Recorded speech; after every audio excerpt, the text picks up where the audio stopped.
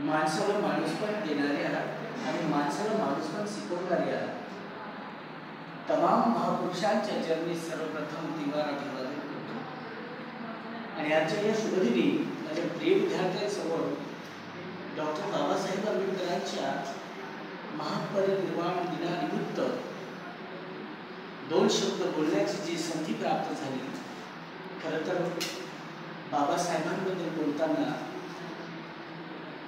अतिशय बोलण्याचं भान असावं लागतं, कारण बाबासाहेब म्हणजे या विश्वाचं,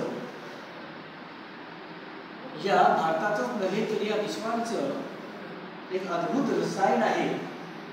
पृथ्वी तलावावरच्या जाण्याच उपमा ज्यांच्यासमोर फिक्या ठरल्या, म्हणून ज्यांचं नातं आम्हाला सूर्याशी जोडावं लागतं, त्या महापुरुषांबद्दल बोलताना अतिशय समर्पक बुद्धीने, अतिशय विचारपूर्वक बुद्धीने बोलावं। कारण बाबासाहेबांसाठी बोलणं म्हणजे गाजण्याने सूर्याशी बोलणं असंच त्याचा अर्थ होतो। तरी विद्यार्थी मित्रांनो, बाबासाहेब म्हणजे एक विद्येचा महासागर।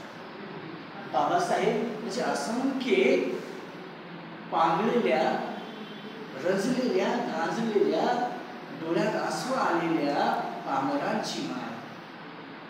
बाबासाहेब म्हणजे दीनदुखितांची गाय, असंख्य पांगळ्यांची माय। आणि म्हणूनच त्या बाबासाहेबांसाठी एवढंच म्हणायचं आहे की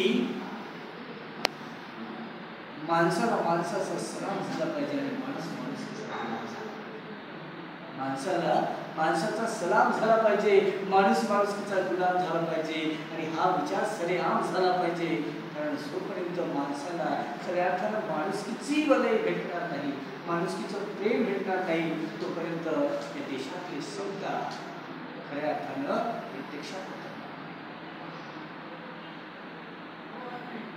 आणि म्हणून विद्यार्थी मित्रांनो, बाबासाहेबांनी दिलेल्या शिक्षणाचा किंवा त्यांच्या विचारांना खऱ्या अर्थानं जर अंमलात करायचा असेल तर त्यांनी सांगितलेल्या मार्गावर जाणं अतिशय महत्त्वाचं आहे। आणि विद्यार्थी म्हणून तुम्ही तर खऱ्या अर्थाने बाबासाहेब 18 तास अभ्यास करायचे, 18 तास अभ्यास करायचे। निदान तुम्ही 3 तास जरी अभ्यास केला तर बाबासाहेबांचे स्वप्न किंवा बाबासाहेबांच्या विचारातला भारत तुम्ही निर्माण करू शकता, याचा मला विश्वास आहे। आणि मी अपेक्षा व्यक्त करतो तुम्ही सर्वांनी बाबासाहेबांच्या विचाराला खऱ्या अर्थानं आपल्या आचरणात आणावं आणि त्यांचे स्वप्न पूर्ण करावे। एवढं बोलून मी थांबतो। आयोजकांनी मला बोलण्याची संधी दिली त्याबद्दल मी सर्वात जरुरी आहे। आणि विशेषतः माझ्यासारखं विद्यार्थी मित्रांचं सुद्धा कारण अगदी शांत चित्ताने सगळेजण ऐकत होता, त्याबद्दल आणि जाता एवढंच की बा भीमा, मोजू कशी तुझी उंची, कारण तू शिकवलीस खऱ्या अर्थानं आम्हाला माणूस।